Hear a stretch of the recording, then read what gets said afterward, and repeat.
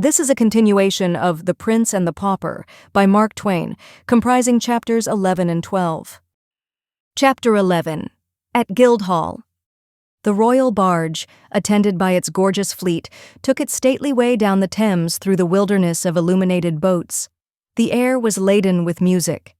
The river banks were beruffled with joy flames. The distant city lay in a soft, luminous glow from its countless invisible bonfires. Above it rose many a slender spire into the sky, encrusted with sparkling lights, wherefore in their remoteness they seemed like jeweled lances thrust aloft. As the fleet swept along, it was greeted from the banks with a continuous hoarse roar of cheers and the ceaseless flash and boom of artillery. To Tom Canty, half buried in his silken cushions, these sounds and this spectacle were a wonder unspeakably sublime and astonishing. To his little friends at his side, the Princess Elizabeth and the Lady Jane Grey, they were nothing. Arrived at the Dowgate, the fleet was towed up the limpid Walbrook, whose channel has now been for 2 centuries buried out of sight under acres of buildings, to Bucklersbury, past houses and under bridges, populous with merrymakers and brilliantly lighted, and at last came to a halt in a basin where now is Barge Yard, in the centre of the ancient city of London. Tom disembarked, and he and his gallant procession crossed Cheapside and made a short march through the Old Jewry and Basinghall Street to the Guildhall. Tom and his little ladies were received with due ceremony by the Lord Mayor and the fathers of the city in their gold chains and scarlet robes of state, and conducted to a rich canopy of state at the head of the great hall, preceded by heralds making proclamation, and by the mace and the city sword. The lords and ladies who were to attend upon Tom and his 2 small friends took their places behind their chairs. At a lower table, the court grandees and other guests of noble degree were seated, with the magnates of the city. The commoners took places at a multitude of tables on the main floor of the hall. From their lofty vantage ground, the giants Gog and Magog, the ancient guardians of the city, contemplated the spectacle below them with eyes grown familiar to it in forgotten generations. There was a bugle blast and a proclamation, and a fat butler appeared in a high perch in the leftward wall, followed by his servitors bearing with impressive solemnity a royal baron of beef, smoking hot and ready for the knife. After grace, Tom, being instructed, rose, and the whole house with him, and drank from a portly golden loving cup with the Princess Elizabeth. From her it passed to the Lady Jane, and then traversed the general assemblage. So the banquet began. By midnight the revelry was at its height. Now came one of those picturesque spectacles so admired in that old day. A description of it is still extant in the quaint wording of a chronicler who witnessed it. Space being made, presently entered a baron and an earl apparelled after the Turkish fashion in long robes of bodkin powdered with gold, hats on their heads of crimson velvet, with great rolls of gold girded with 2 swords, called scimitars, hanging by great bawdricks of gold. Next came yet another baron and another earl, in 2 long gowns of yellow satin, traversed with white satin, and in every bend of white was a bend of crimson satin, after the fashion of Russia, with furred hats of grey on their heads, either of them having an hatchet in their hands, and boots with pikes, points a foot long, turned up. And after them came a knight, then the Lord High Admiral, and with him 5 nobles, in doublets of crimson velvet, voided low on the back and before to the cannel bone, laced on the breasts with chains of silver, and over that, short cloaks of crimson satin, and on their heads hats after the dancers' fashion, with pheasants' feathers in them. These were apparelled after the fashion of Prussia. The torch-bearers, which were about 100, were apparelled in crimson satin and green, like Moors, their faces black. Next came in a mommery, then the minstrels, which were disguised, danced, and the lords and ladies did wildly dance also, that it was a pleasure to behold. And while Tom, in his high seat, was gazing upon this wild dancing, lost in admiration of the dazzling commingling of kaleidoscopic colors which the whirling turmoil of gaudy figures below him presented, the ragged but real little Prince of Wales was proclaiming his rights and his wrongs, denouncing the impostor, and clamoring for admission at the gates of Guildhall. The crowd enjoyed this episode prodigiously, and pressed forward and craned their necks to see the small rioter. Presently they began to taunt him and mock at him, purposely to goad him into a higher and still more entertaining fury. Tears of mortification sprang to his eyes, but he stood his ground and defied the mob right royally. Other taunts followed, added mockings stung him, and he exclaimed, "I tell ye again, you pack of unmannerly curs, I am the Prince of Wales, and all forlorn and friendless as I be, with none to give me word of grace or help me in my need, yet will not I be driven from my ground, but will maintain it. Though thou be prince or no prince, 'tis all one, thou be'st a gallant lad, and not friendless neither. Here stand I by thy side to prove it. And mind I tell thee, thou mightest have a worser friend than Miles Hendon, and yet not tire thy legs with seeking. Rest thy small jaw, my child. I talk the language of these base kennel rats like to a very native." The speaker was a sort of Don César de Bazan in dress, aspect, and bearing. He was tall, trim-built, muscular. His doublet and trunks were of rich material, but faded and threadbare, and their gold lace adornments were sadly tarnished. His ruff was rumpled and damaged. The plume in his slouched hat was broken, and had a bedraggled and disreputable look. At his side he wore a long rapier in a rusty iron sheath. His swaggering carriage marked him at once as a ruffler of the camp. The speech of this fantastic figure was received with an explosion of jeers and laughter. Some cried, "'Tis another prince in disguise." "Wear thy tongue, friend, belike he is dangerous.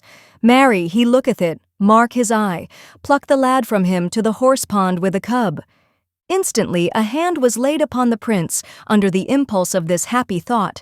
As instantly the stranger's long sword was out, and the meddler went to the earth under a sounding thump with the flat of it. The next moment a score of voices shouted, "Kill the dog! Kill him! Kill him!" And the mob closed in on the warrior, who backed himself against a wall and began to lay about him with his long weapon like a madman. His victims sprawled this way and that, but the mob tide poured over their prostrate forms and dashed itself against the champion with undiminished fury. His moments seemed numbered, his destruction certain, when suddenly a trumpet blast sounded, a voice shouted, "Way for the king's messenger!" And a troop of horsemen came charging down upon the mob, who fled out of harm's reach as fast as their legs could carry them. The bold stranger caught up the prince in his arms, and was soon far away from danger and the multitude. Return we within the Guildhall. Suddenly, high above the jubilant roar and thunder of the revel, broke the clear peal of a bugle note. There was instant silence, a deep hush, then a single voice rose, that of the messenger from the palace, and began to pipe forth a proclamation, the whole multitude standing listening. The closing words, solemnly pronounced, were dash, dash, dash. "The king is dead." The great assemblage bent their heads upon their breasts with one accord, remained so in profound silence a few moments, then all sank upon their knees in a body, stretched out their hands toward Tom, and a mighty shout burst forth that seemed to shake the building. "Long live the king!" Poor Tom's dazed eyes wandered abroad over this stupefying spectacle, and finally rested dreamily upon the kneeling princesses beside him, a moment, then upon the Earl of Hertford. A sudden purpose dawned in his face. He said in a low tone at Lord Hertford's ear, "Answer me truly on thy faith and honor. Uttered I here a command, the which none but a king might hold privilege and prerogative to utter, would such commandment be obeyed, and none rise up to say me nay?" "None, my liege, in all these realms. In thy person bides the majesty of England. Thou art the king. Thy word is law." Tom responded, in a strong, earnest voice and with great animation, "Then shall the king's law be law of mercy from this day, and never more be law of blood. Up from thy knees and away. To the Tower, and say the king decrees the Duke of Norfolk shall not die."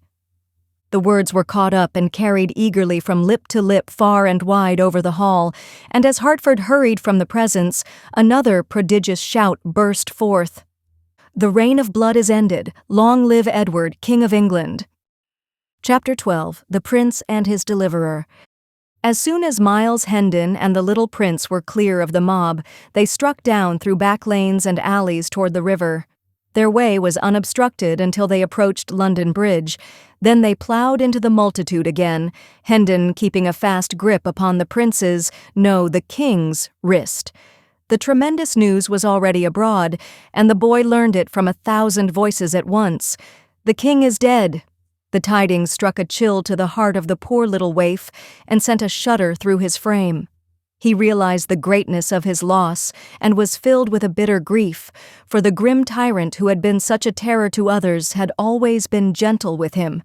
The tears sprang to his eyes and blurred all objects.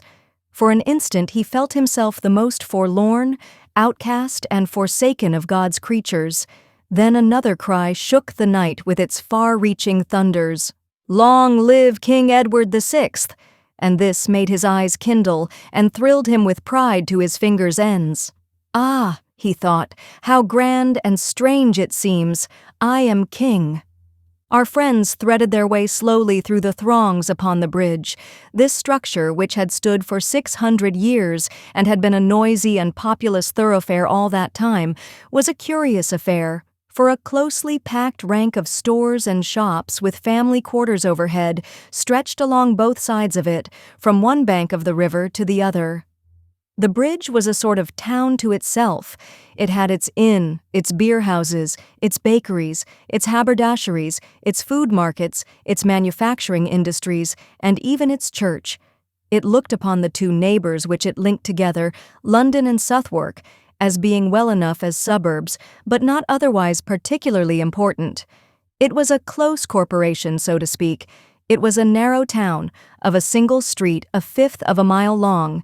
Its population was but a village population, and everybody in it knew all his fellow townsmen intimately and had known their fathers and mothers before them, and all their little family affairs into the bargain.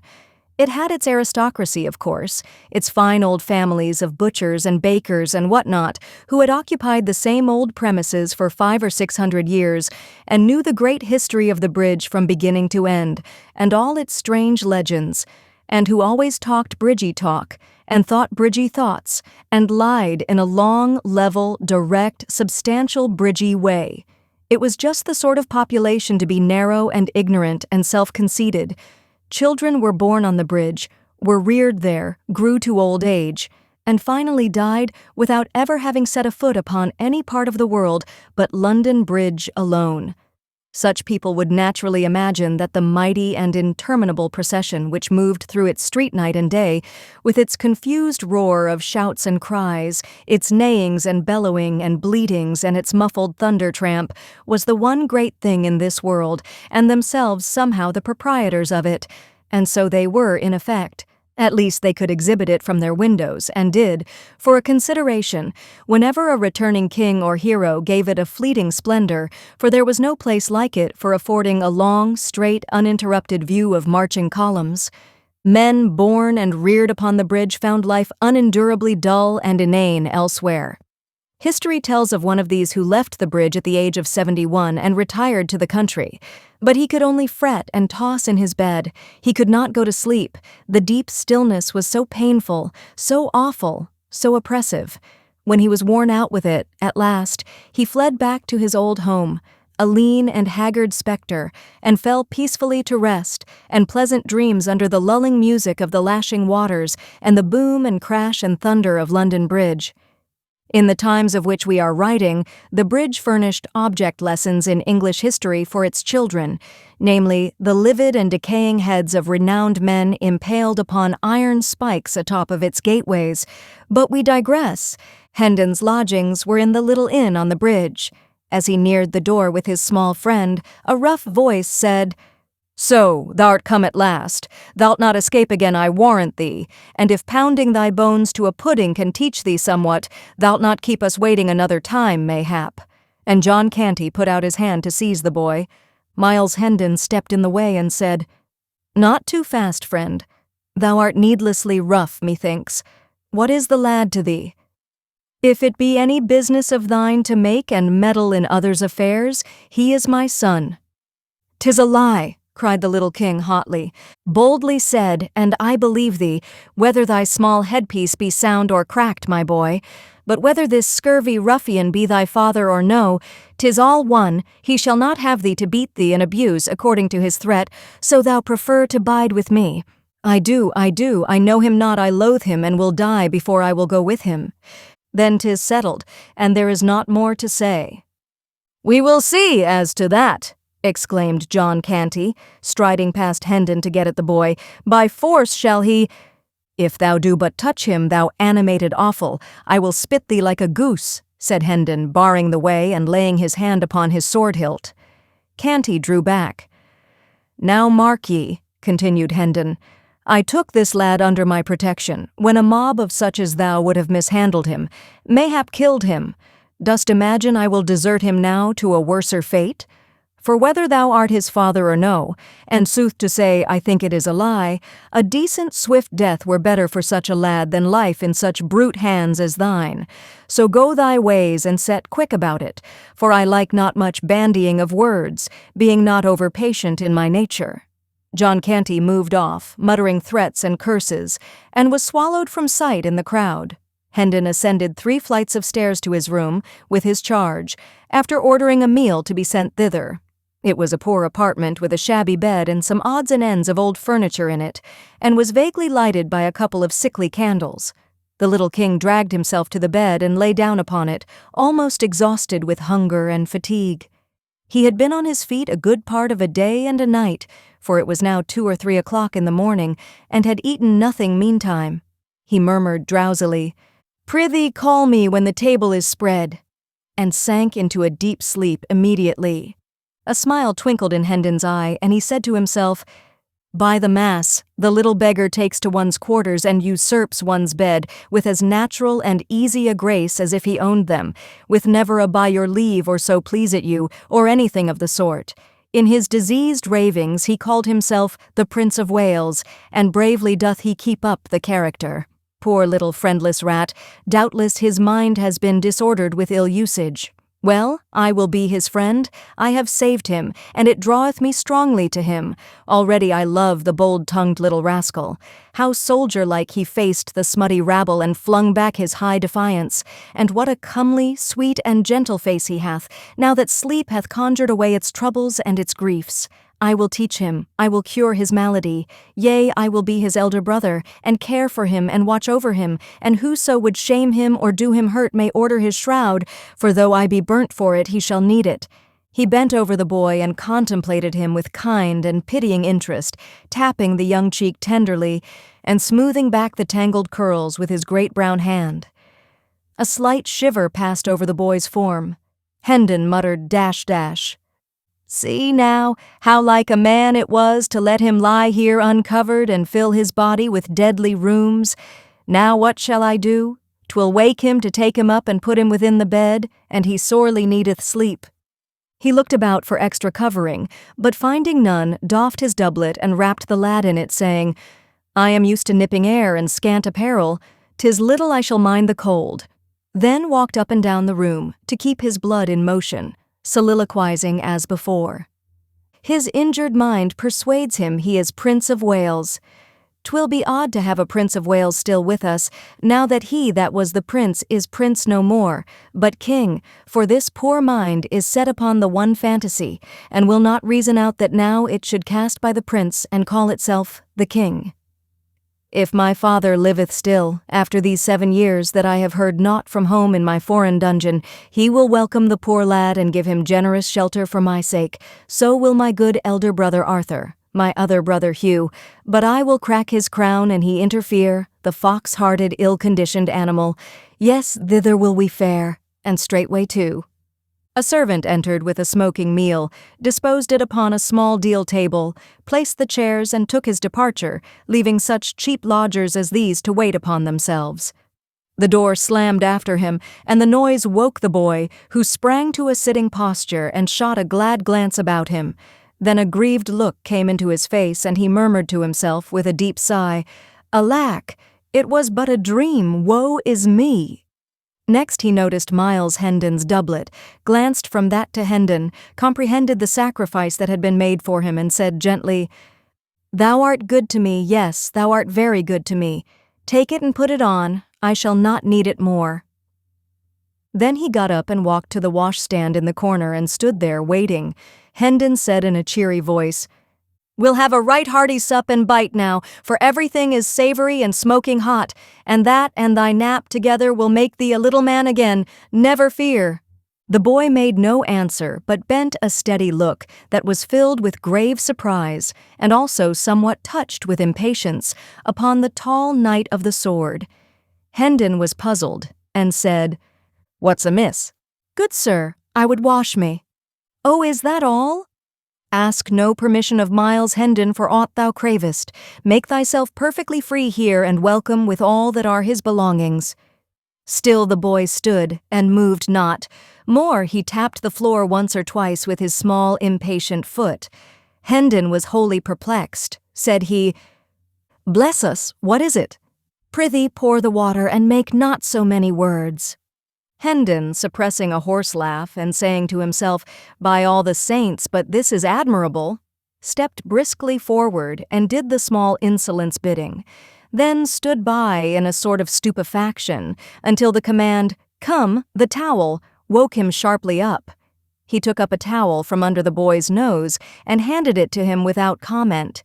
He now proceeded to comfort his own face with a wash, and while he was at it, his adopted child seated himself at the table and prepared to fall to.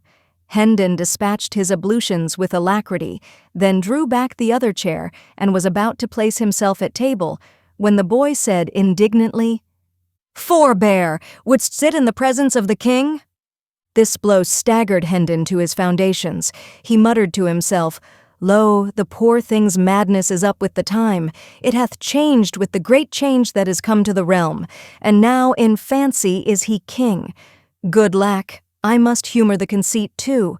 There is no other way. Faith, he would order me to the Tower, else."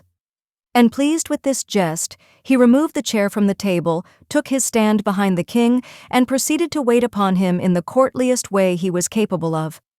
While the king ate, the rigor of his royal dignity relaxed a little, and with his growing contentment came a desire to talk. He said, "I think thou callest thyself Miles Hendon, if I heard thee aright?" "Yes, sire," Miles replied, then observed to himself, "If I must humour the poor lad's madness, I must sire him, I must majesty him, I must not go by halves, I must stick at nothing that belongeth to the part I play, else shall I play it ill and work evil to this charitable and kindly cause." The king warmed his heart with a second glass of wine and said, "I would know thee, tell me thy story. Thou hast a gallant way with thee, and a noble, art nobly born." "We are of the tale of the nobility, good your majesty. My father is a baronet, one of the smaller lords by knight service, Sir Richard Hendon of Hendon Hall by Monk's Holm in Kent." "The name has escaped my memory. Go on, tell me thy story." "'Tis not much, your majesty, yet perchance it may beguile a short half-hour for want of a better. My father, Sir Richard, is very rich, and of a most generous nature. My mother died whilst I was yet a boy. I have 2 brothers, Arthur, my elder, with a soul like to his father's, and Hugh, younger than I, a mean spirit, covetous, treacherous, vicious, underhanded, a reptile. Such was he from the cradle. Such was he 10 years past when I last saw him, a ripe rascal at 19, I being 20 then, and Arthur 22. There is none other of us but the Lady Edith, my cousin. She was 16 then, beautiful, gentle, good, the daughter of an earl, the last of her race, heiress of a great fortune and a lapsed title. My father was her guardian. I loved her, and she loved me, but she was betrothed to Arthur from the cradle, and Sir Richard would not suffer the contract to be broken. Arthur loved another maid, and bade us be of good cheer and hold fast to the hope that delay and luck together would some day give success to our several causes. Hugh loved the Lady Edith's fortune, though in truth he said it was herself he loved. But then 'twas his way alway to say the one thing and mean the other. But he lost his arts upon the girl. He could deceive my father, but none else. My father loved him best of us all, and trusted and believed him.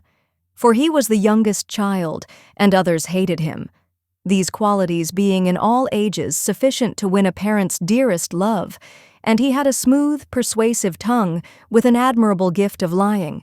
And these be qualities which do mightily assist a blind affection to cozen itself. I was wild. In troth, I might go yet farther and say very wild, though 'twas a wildness of an innocent sort, since it hurt none but me, brought shame to none, nor loss, nor had in it any taint of crime or baseness, or what might not beseem mine honorable degree. Yet did my brother Hugh turn these faults to good account? He seeing that our brother Arthur's health was but indifferent, and hoping the worst might work him profit were I swept out of the path. So, but 'twere a long tale, good my liege, and little worth the telling. Briefly then, this brother did deftly magnify my faults and make them crimes, ending his base work with finding a silken ladder in mine apartments, conveyed thither by his own means, and did convince my father by this, and suborned evidence of servants and other lying knaves, that I was minded to carry off my Edith and marry with her in rank defiance of his will. 3 years of banishment from home and England might make a soldier and a man of me, my father said, and teach me some degree of wisdom. I fought out my long probation in the continental wars, tasting sumptuously of hard knocks, privation, and adventure. But in my last battle I was taken captive, and during the 7 years that have waxed and waned since then, a foreign dungeon hath harbored me.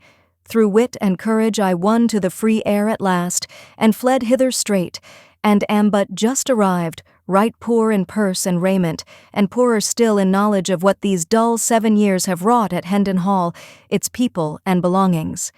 So please you, sir, my meagre tale is told. Thou hast been shamefully abused, said the little king with a flashing eye, but I will right thee, by the cross will I, the king hath said it.